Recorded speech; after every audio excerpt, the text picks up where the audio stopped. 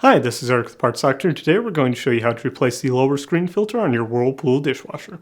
These instructions also apply to other Whirlpool Corporation dishwasher brands including KitchenAid, Maytag, Jenn-Air, Amana, and more.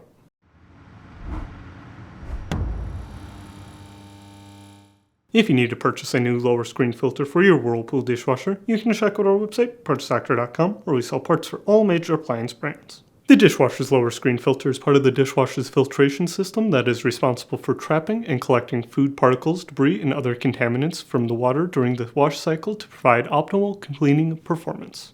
If the lower screen filter becomes clogged or damaged, the water may not circulate or filter properly, which can lead to poor cleaning performance. It is recommended by the manufacturer to remove and clean the filters at least once a month.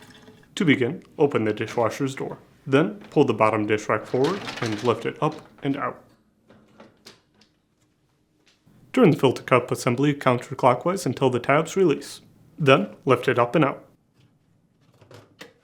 The screen filter is held in place by two retaining tabs located here and here.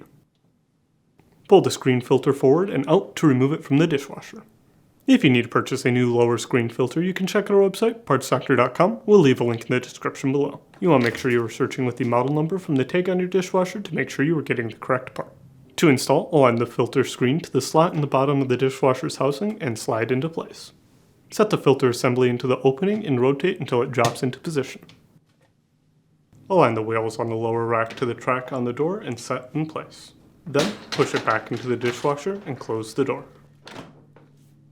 And that's it for today's video. If you found this video helpful, make sure to leave a like and comment down below, and for more videos like this, please consider subscribing.